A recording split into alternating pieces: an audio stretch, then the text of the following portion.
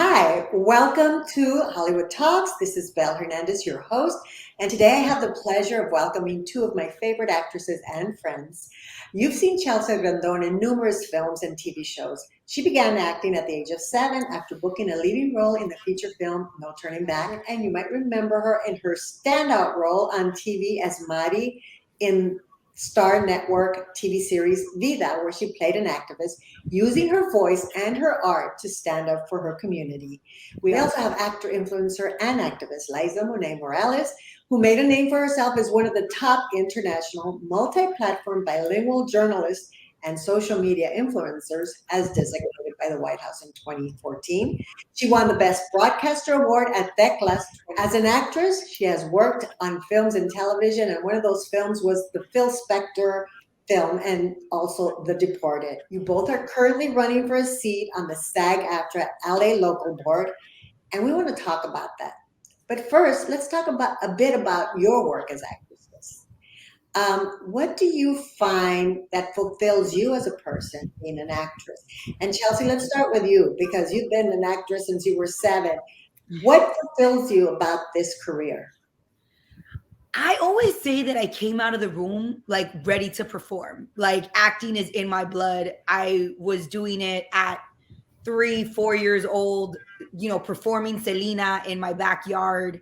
And it's just something that gives me so much joy being able to do what I love, being able to do what is my goal in life. And I have been very, very blessed to be able to have a career out of this for over 20 years. And, I technically started acting at 5, but I got in the union at 7. But my first acting class, I was 5 years old. I couldn't even read. And my mom would have to say the lines to me. And that's how I would memorize them. But it's just, I'm very thankful. I'm very blessed. And it's also very heartbreaking to know that having a career in acting is getting harder and harder instead of easier. Eliza, tell us a little bit about how you got into acting and how you love it and why you love it. Yes, I love that. So much like Chelsea, I started when I was young. I actually had my first talk show when I was 10, and it's been such a pleasure being able to work with you as well. And I knew from very little that this is exactly what I wanted to do. My mom often recalls the story when she says she knew that I had got bitten by the bug because we were watching Wizard of Oz and Dorothy was getting attacked by the monkeys. And I went running around to the back of the box and I started banging. And I'm like, I get in the box. I get in the box. And she's like, oh my God. And from then on, much like Chelsea, I was like, I wanted to learn stuff, memorize stuff. And I, auditioned what I could locally because I was raised by a single mom. She wasn't able to take me to set, but I was able to really get involved in school. And then luckily things came to me. I was blessed by being in LA that I was able to audition and then get, like I said, my first talk show. And that was my entryway into it. And so really throughout my lifetime, it's been both politics and entertainment, which if you think about it are different sides of the same coin that have always really driven me forward. And that really even extends itself to my activism. And so it's been really great that while I've had a great run as a broadcaster and a journalist, I also have, as you mentioned, done movies. I've had the honor of working with Al Pacino. My most recent film, Intolerance No More, was about to come out when the pandemic hit. And I was so excited because we had this big premiere at the Man's Chinese Theater. And then boom, chakalaka, me lo cerraron todo, which I was like, okay, those are the breaks. Like we understand that we were all in it. However, what we're not expecting, to Chelsea's point, is for this business, after you've been in it for over 20 years, you would think that things would get better. And unfortunately, what we're seeing right now, as in we're in this strike, unfortunately on the writer side, it's now nearing 115 days. On the, actor side, we're over a month in. And I think what's so sad is that we really are losing this being a sustainable job. And what their studios are asking for and their refusal to really meet us or compromise on any level is forcing it to turn into a hobby, which is not what any of us want this to be. So, we continue to stay dedicated out there. And I hope that this is a career that we can continue to pass on to future generations as sustained during our lifetime as well. Yeah, so let's break this down a little bit because everybody thinks if you're an actor, you're rolling in dough and you go to all these premieres and what are you striking about? Tell us a little bit about the realities of being an actor, what you make and how you get your medical insurance and how much you work or how little you work and how that's impacted. Chelsea, give us a little bit of that rundown. Well, the first thing that I always say is 87% of our union cannot qualify for health insurance. And that is only to make $26,000. So 87% of our union does not make $26,000 and can't get SAG-AFTRA health insurance. And that to me is very mind-boggling. When you look at rates, the normal rate for a guest star on network TV used to be $8,000. I think it's $9,000 now. And that covers up to 8 days of work. And that was like, oh, that's good money. But then again, you have to think of you're paying your agent 10%, you're paying your manager 10%. If you have a lawyer, that's another 5%. So 20 to 25% of your paycheck disappears immediately. Then you think about taxes. So actors really walk away with about 50% of what we make. And again, that's $9,000 on a network show. But because of new media has gotten away with, oh, well, we're new media, even though Netflix and Hulu are pretty much streamers now, or studios now, that they pay $3,000 for the week or $1,050 for the week because they're able to use these little loopholes. And you know, it has not been sustainable because they're creating so much more content, but we're getting paid less. So even if we are working the same amount that we were working 5 years ago, we're not making the same money. Constance Marie, who of course she was in Selena and everybody knows her from a lot of other shows on TV, she was talking about the residuals.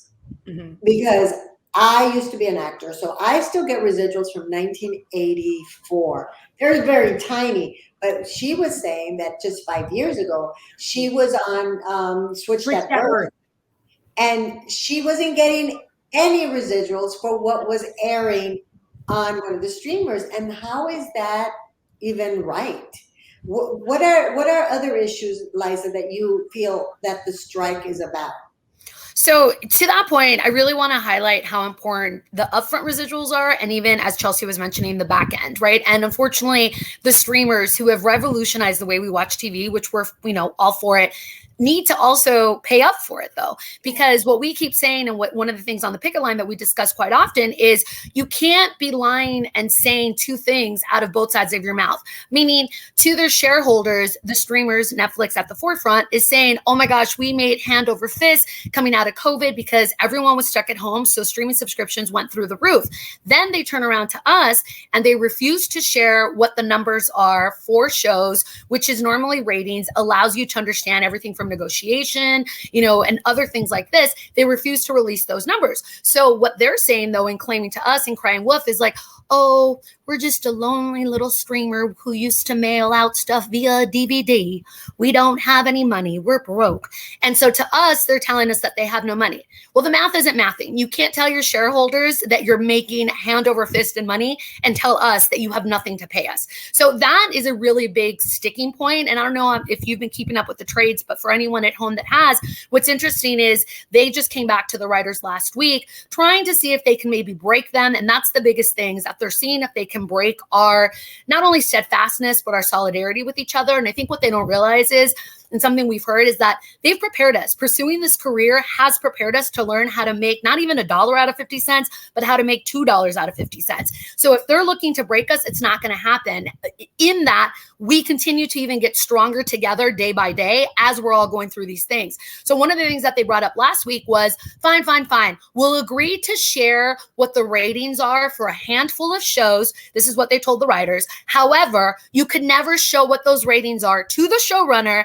And after that, it expires. So that's absolutely asinine. They're using that just as clickbait to see if, they'll take, a deal and haven't moved on any of the other things. So it's almost kind of like you're playing this peanut game like you would at the carnival, and you have to follow the nut and they're hoping that you pick the wrong one. But on our end, what we're saying is, no, we're not going to pick the wrong one. You've screwed us over long enough that we're going to continue to hit those picket lines until we get a deal that's not only fair, but one of the other things that we're fighting for is creative protection. And AI is on the table. We know it's here to stay, but we do need to protect against it. We cannot have our work being taken advantage of, whether in front or behind the camera. That's what I was going to bring up next is AI.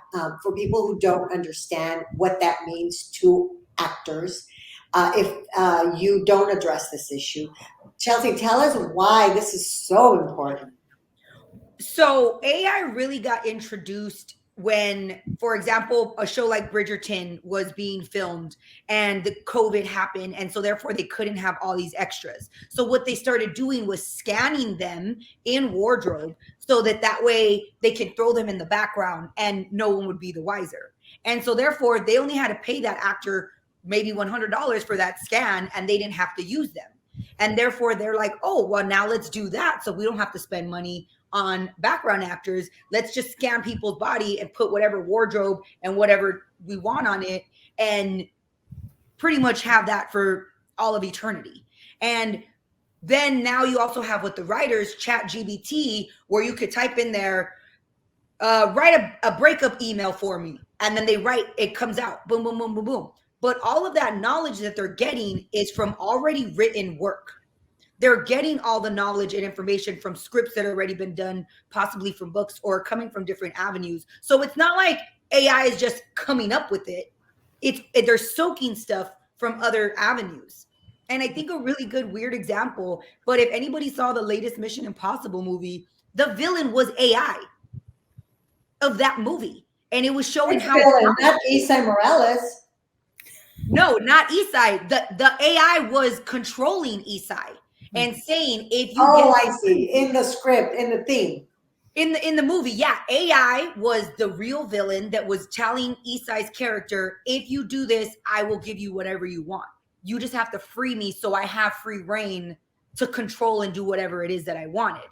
And that was very mind-boggling to me when I sat there and watched that movie, because I'm like, they shot this like 3 years ago. What did they know that we don't know? But that's what it's coming down to. AI is going into so many different avenues. You see like artists like Drake and The Weeknd that have a song released, and then it's like, oh, it's not them, it's AI. So we all need protection from AI and technology. That's not just an artist thing. That's also, think about, it's already happened in the automotive space, where now there's not people on the assembly line, it's robots. And the AFTRA SAG strike and the WGA strike is a microcosm of what's happening worldwide.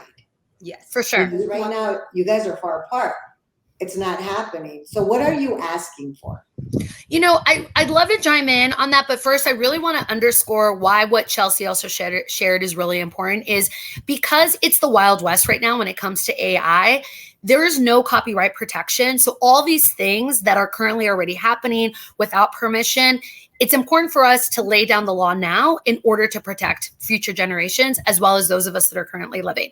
So to Chelsea's example, what they can do is take Shonda Rhimes' 20 seasons of Grey's Anatomy, put it into ChatGPT, and then now ChatGPT, as of Monday, has launched a business enterprise unit. So it's not just for individuals. They've been working on it for 2 years now, and now it's official that they're going to have it, which means that they have more servers. They can take in bigger asks, much as the example that I'm about to give you, which is they can go ahead and give 20 seasons worth of writing that's been done, not just by Shonda, but everybody at Shondaland, and then say, go ahead and write out a new season of Grey's Anatomy without needing to pay the writers, without needing to worry about even mini rooms, which is a really big contingency point on the WGA.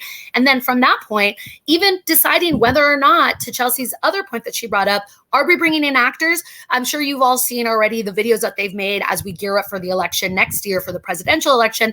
They've already started making videos that are AI, that have, you know, Trump saying some things or Biden saying some things, Putin speaking in English. Now, granted, you can look at it, and with the blind eye, you can look at it and think, you know what, that's not totally normal.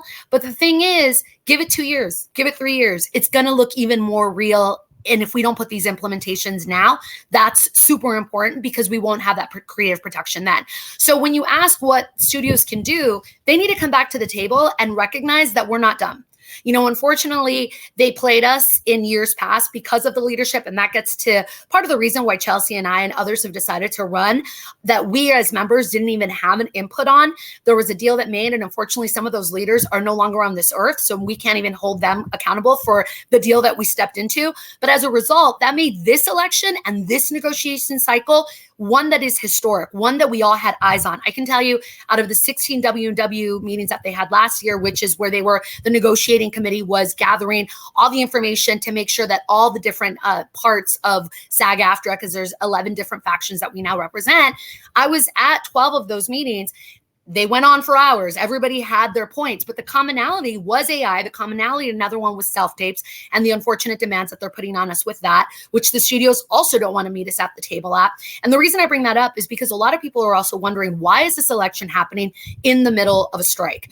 And I know Chelsea and I, have gotten passionate about really explaining this to people. And I'm going to defer to her in a second, because I think what's really great is that we both agree that this is actually a great time to have it. It isn't, created. The timeline isn't created by us. It's actually created by the government. So this goes in flow with every union rule across the board. This was going to happen whether it was the elections were going to happen whether it was there's a strike or not. Yes. And so it just happened that there was, and because it is government mandated, we can't change it and be like, no, just kidding, we want it later. So I do think, though, this is an opportunity for disruption, because what it did was make a lot of our members wake up. A lot more of our members started showing up to meetings. The LA local meeting, this is the first time in history, because our chapter is the biggest out of all of SAG-AFTRA. And we have about 70,000 members here in LA. But this was the first time that they actually had to split the meeting up in two. They said historically, because they had so many people that had their hand raised, they had so many people that wanted to weigh in with input, and we were there for several hours. So the fact that they had to do a round two shows you just how passionate are. But Chelsea, do you also want to weigh in on why we continue to agree that this is the perfect storm for both to be happening? And it's almost a crazy blessing that this is happening now, because out of our 170,000 members, I believe maybe 40% votes in the national elections. Again, for SAG, not in real politics. But that is abysmal. And, we were getting ready to send an email out. Me, Liza, and our friend Bex were getting together because, again, it costs money and it's Strike City right now.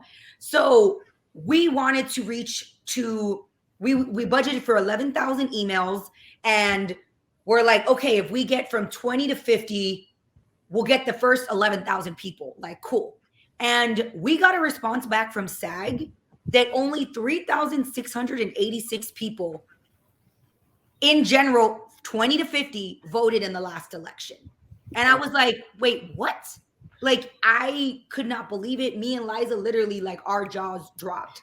And I am hopeful and very, very I'm very, very optimistic that this time around, that number is going to double or triple, because we're actually paying attention. Let me ask one thing, because this elections always come down to money. Whether it's a local election, a presidential election, and so does SAG-AFTRA elections as well. There's money that the actors who are running need to put out, and there's slates, just like there are in the presidential slates. This is the slate, the conservative or the Republican, and you are not. Both of you are running, but you're running independently. Is that correct? Yeah, actually, though, I do want to I want to clarify that, because since the history of SAG, there's always been traditionally two parties. And for this first time in history, they've combined under one force, which is Unity Slate. However, there's also an independent party that has come out. So Chelsea and I are not part of that. To her point, we are unaffiliated candidates. So we're not affiliated with any party. So it was interesting because they thought by coming together, they were going to make history of showing unity, the two main parties that we've had since the 30s. But then another party decided, you know what? No, we're throwing our name in the hat. There's another party now. So think of it with regards to politics when you have like the Green Party, like they want to enter in addition to the Democrats and the Republicans. So in our world, the Democrats and the Republicans joined together, but the Green Party's like, well, pay attention to me. And we were like, great, that's awesome. However, we are the new kids on the block. We still want to be able to have a voice. We still want to let you know, to something you said earlier, Belle, let the issues that impact our community, the Latin community, be known at the table, but across the board. I think, Bex, Chelsea, myself, there's other unaffiliated candidates like DeJuan Johnson, another strike captain of ours, Brendan Bradley, that bring really great wisdom to the table, that bring different areas that they work into the table, and that deserve a shot. And so even though we don't have the same amount of budgets that those big slates were, and unfortunately, it was really sad for me to find out several candidates actually backed out, because once they started seeing what that machine looked like, of the publicity and the PR, they're like, bro, I don't even have the money to join, so I'm not even going to send out an email. I'm really not going to promote it. And that broke my heart. And, being las Latinas que somos, las chingonas que somos, Chelsea and I were like, we're getting in there. Si se puede, baby. We're going to do it grassroots. We're going to depend on the word of our people, our community. I do want to give out a shout out to Claudia Ramos, who's a friend of mine and a member of my community, Love Bug Nation, who made our flyers for us. I gave her an idea. She ran with it. And, we've been able to share those. And that really just gave us some legitimacy for people to say, oh, wow, they're really taking this seriously. And, I'll defer over to Chelsea, because one other thing as well that we've done from the beginning was that we both were committed to be strike captains. And I think, we both now have that perspective of being on the line and interacting with people. And that's, I think, another point for unaffiliated candidates. Vote for people who are ready to put their, sleeves up and get to work. You're seeing them on the line already doing the work and not just adding their name. But Chelsea, did you want to add to that as well? Kudos to you, because you're the smaller voice in comparison to the budget that the others have. But you're still going forward because it's that important for you, for us, for our community. And thank you for doing that, Chelsea. Go ahead. Yeah, no, that's one of the things I sent in my ballot yesterday. And I was very specific that I only voted for people that I've seen on the line, whether they are a strike captain or whether they're just out there picketing, because this is such an important moment that if you're not going to show up here, when you can come any day, you could come Monday through Friday, anytime, even for an hour, 20 minutes if you want. If you're not showing up, then why am I going to expect you to show up when it matters? Because right now it already matters and you're not here. So that was something specifically that I did, that it was like, yeah, I'm only going to vote for people that I've seen on the line, whether it be in person or whether I've seen them in pictures or through press being on the line. And being a strike captain, we are giving up our time and energy to be there, not for an hour, but for the 3.5 hour block that we are scheduled.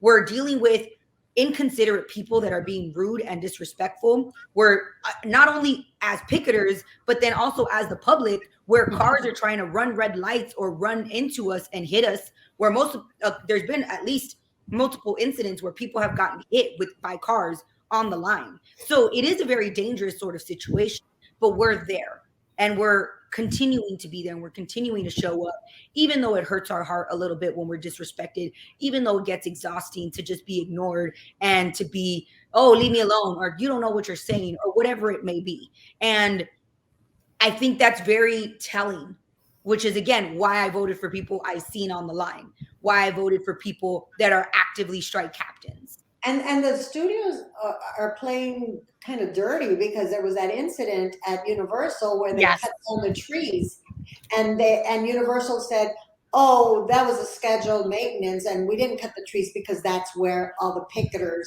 protest. No, it wasn't that. And then they found out that they didn't even. No, the city controls the cutting of trees. The maintenance. And not only that, but they took the sidewalks away. Yes. So when the WGA started picketing, they were walking on the street, on the sidewalk from one side to the other. They would cross at the lights. And a few weeks in, all of a sudden, those sidewalks were gone and they were fenced off because of construction, even though construction didn't happen for weeks. And construction only started on those sidewalks maybe about 3 to 4 weeks ago. And I have to add, it only started when the lawsuit went through. So I really also want to underscore the fact that Chelsea and I actually have been involved since the WGA strike started. We've been out there. I'm sorry? Lawsuit. Yeah, so I'll circle back to the lawsuit. So WGA started their strike in May. Chelsea and I have been out there specifically at Universal, actually. One of our other friends is a strike captain there on the WGA side. So we had been out there picketing. So lo and behold, when I found out that that location was shut down because of it, I was like, what is happening? What's going on? And to your point, Belle, is because they were playing dirty. So WGA, this isn't their first rodeo. They have prepared with each strike and gotten better. We actually on the SAG-AFTRA side model now our captain system, because because it's our first time that we have this the way that WGA has, because they've been doing this for a while. So what they did is their lawyers actually got together and were able to document everything that was going on, and then actually presented it once SAG also wanted to come forward, because we officially are not sending anybody over to that location until they provide the sidewalks and the ramps back. So we actually combined together, ended up going to the city. The city actually verified that there was no permit for them to cut the trees off. They got fined a whopping $250, which isn't a lot, but that actually allowed the lawsuit to start happening and the pressure to happen that, Universal, you actually have to put safety ramps back in. You actually need to take away all these guard railings that you have up, getting rid of the sidewalk, because this actually hasn't been approved. So it's because of that. And then a very historical strike that happened that had over 5,000 people that Chelsea actually was a strike captain at that day, that they finally took action, because the whole street ended up being shut down. So Chelsea, I don't know if you want to weigh in on that as well, because that was such an impactful day. Oh, yeah. So that day at Universal, it was the first time that SAG officially was holding a picket there. And it was pretty much to show that it's not safe. So we had cops there. We had cones that gave us one lane that ended up turning into 2 lanes that ended up taking over the entire block, because there was just so many people and we don't have the sidewalk. And it was a very beautiful but also scary situation as a captain, because then when people go in the street and then you're like, oh my God, I want to keep you safe. But then also this is showing, this is why this is unsafe to picket at. And this is why SAG isn't here, because if it's more than the WGA, they can't, it's not possible to do that safely. And it was very, very interesting that, again, when that is happening, now the construction officially starts. Now it starts. When it's like, then why did you have this gated off for a month and a half before you did anything? So it is Universal playing dirty. But now they're literally being as bold as to break the laws. Do you see that this strike is going to be successful? Absolutely. It'll absolutely be successful, but unfortunately it's going to be to the detriment to a lot of people on our side who are already hurting. I want to give a big shout out to the Entertainment Community Fund, who's really been there to help aid. We've had some big name stars, big name writers donate to that to help people get through it. But we also want to take space to recognize there's a lot of people that can't even apply it. As Chelsea was mentioning in her earlier example about the Bridgerton with AI copying, an extra and putting them in. Guess what that also impacts? Wardrobe, costumers, and a lot of them, stylists, they can't necessarily apply for some of these funds that are out there. You have PAs, that are looking for funds. A fund actually has now unofficially started last week, which is fantastic because our community is coming together in the same way. We're also seeing what the studios probably didn't expect is this unity across the board. LA is very much a union town. We've had IATSE come and support us, but last week, VX on the graphics side, they now have decided that they want to formalize and start a union because they're seeing the progress that we're making and the amount of people that are coming out coast to coast to support. And I have to say, something that was really inspiring last week, we had the Solidarity March, and that was happening across the country. And you hear that, obviously being in LA, it was out at Disney, huge numbers. In New York, they had it in Times Square and a couple of locations, like amazing.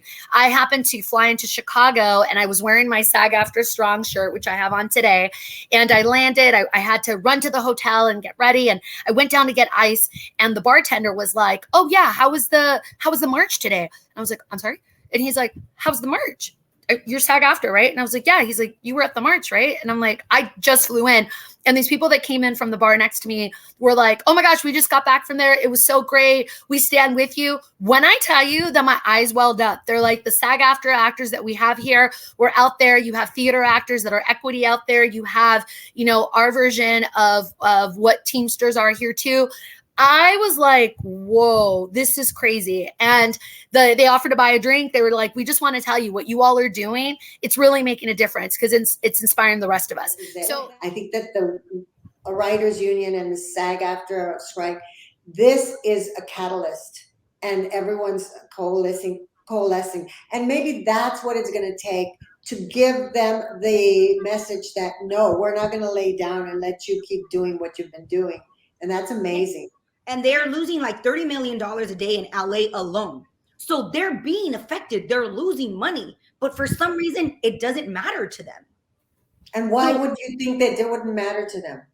That's curious. Because they're not negotiating. They did not talk to the writers for months. It took them about, what was it, like 90 days or so to go back to the table with the WGA. And it We wasn't were really given them that. going back to the table. That was like the scratch mark. And it was Exactly. over 100 days when they finally said this. I heard that they said that they were going to wait until everyone was losing their home to come Yes. back to the table. Yes, that is something that one of the CEOs has said. So that's why I'm like, it doesn't make sense that they're losing, because at this point, I believe it's like $1.5 billion that this strike has cost the industry, if not more. So how does that not affect their bottom line? How does that not affect them where they're like, okay, let's try to negotiate? But the last time that they spoke to the WGA writers, they pretty much sat them down and told them, like, we gave you our counteroffer and that's the best that you're going to get. Why aren't you taking it? Don't you want to go back to work? Why aren't you taking it? When it doesn't do what we need in order to protect us and to protect what we want as careers, not gigs, because that's what they're trying to make it out to seem, that now what we do is gigs. And this is what some people have said, is that they don't really need the actors because they can create the actors. They can create the stars, they recreate the stars, but actors, that are not the stars, the mega stars. Do you think that that this is even possible? Because they need like a Brad Pitt, they need like their big ones, and the others, they could say, oh, well, we can just recreate them with AI.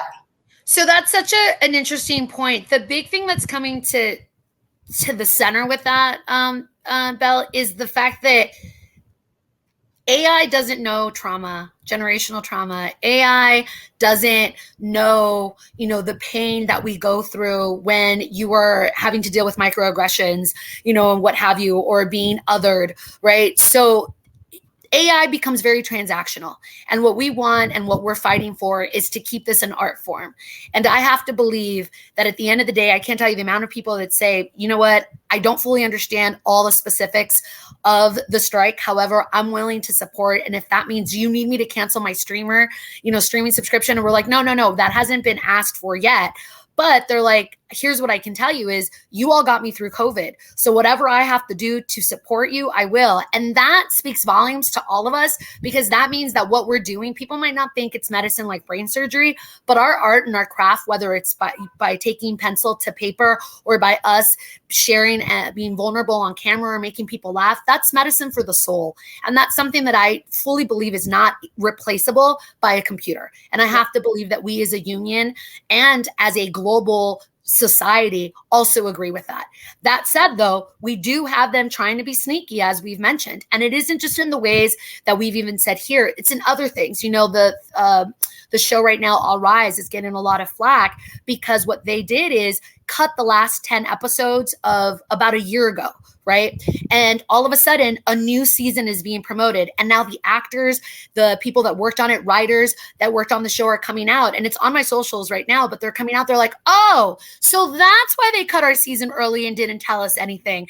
And now they're dropping something new and they're calling it a new episode so that they didn't have to pay us and they're prepared. So the studios this time, unlike the last strike, which is when reality TV came out of that 2011 strike, decided to prepare a little bit more and to say, oh, you know what, we're going to bank some shows. This is why this whole mini room issue is a big controversy as well, as it should be. But unfortunately, fortunately for them, fortunately for us, what they didn't know is that social media also is going to take off the way that it is. So we can't keep any of this shady business secret, which is kind of what you were saying earlier too, is that now we can call it out. So citizen journalism is more important than ever, as well as our solidarity.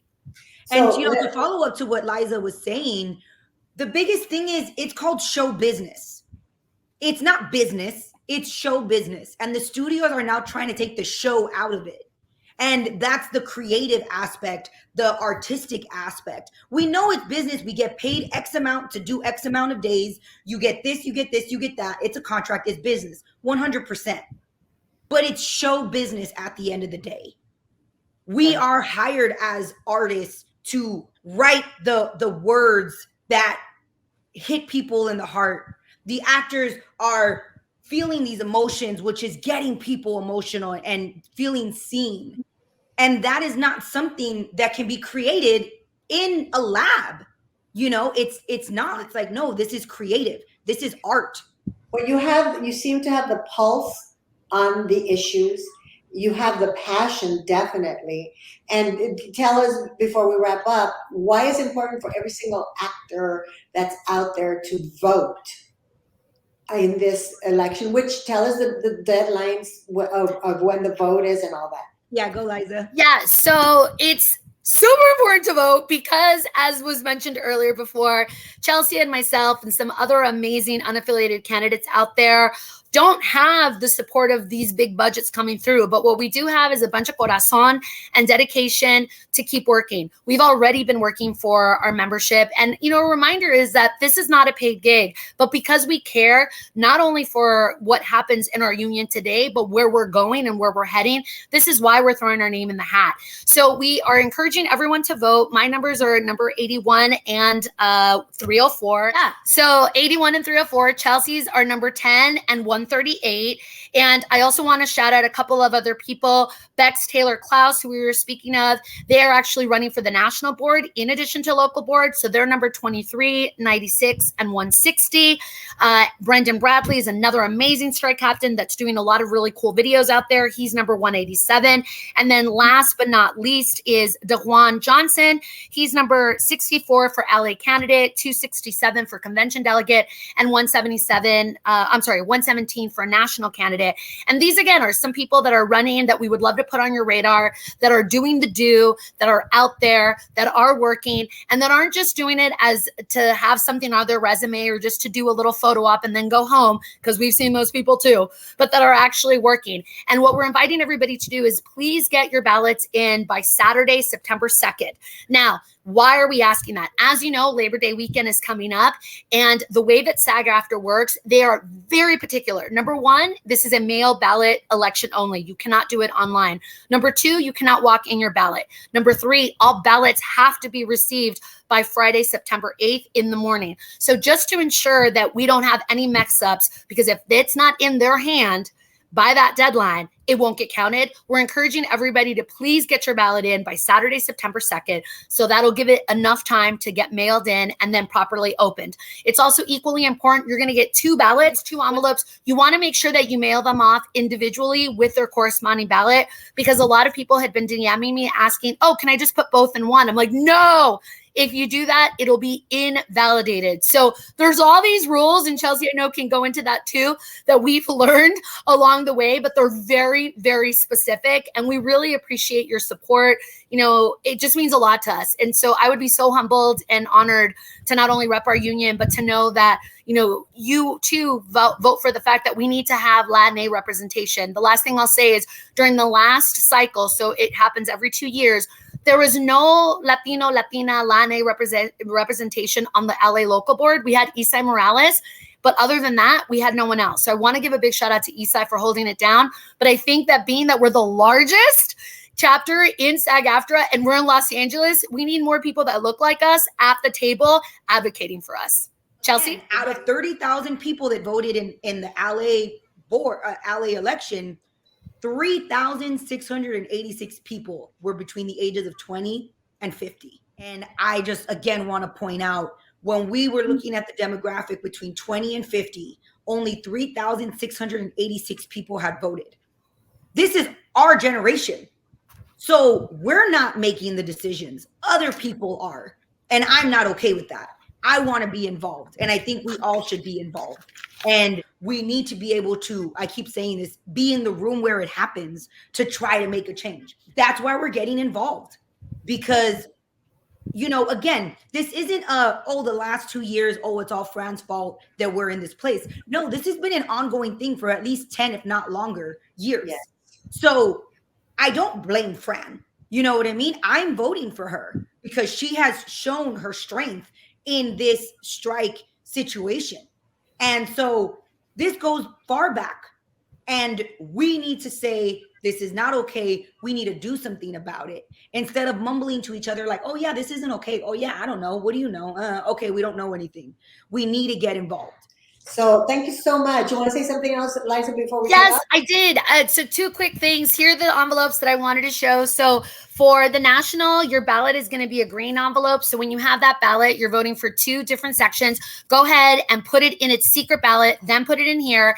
And then same thing with the purple. This is the one that you're going to go through all the numbers. And I don't have my exact ballot to show you, but what I want to tell you is pay attention to the sections. It will tell you how many people you can vote up to.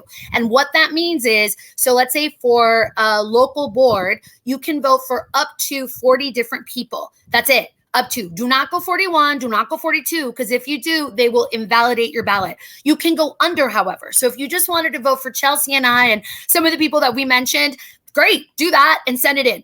I would encourage you, though, to Chelsea's point, vote for people that you've seen out on the line, and just know that you can vote for up to 40. When you're looking at the national delegates, you can vote for convention delegates, you can vote for up to 130. So same thing, make sure that you count. And then for the national board, you can vote for no more than 13.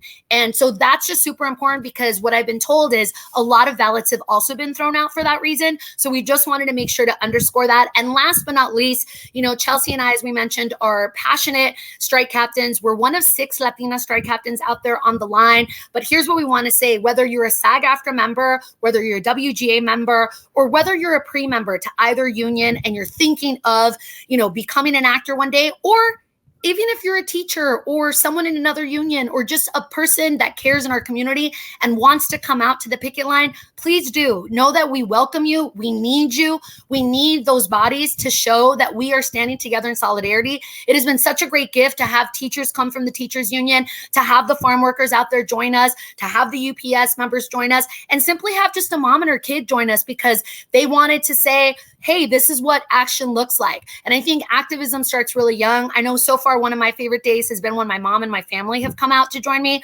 but it just reminds us we're doing this for this next generation. And know that the picket line won't bite. If you see Chelsea and I, please come and say hi, but just know that you are welcomed. And that includes you, Belle. We hope to see you again out there soon. And just want to say out there. I also want to join the Latinas acting up.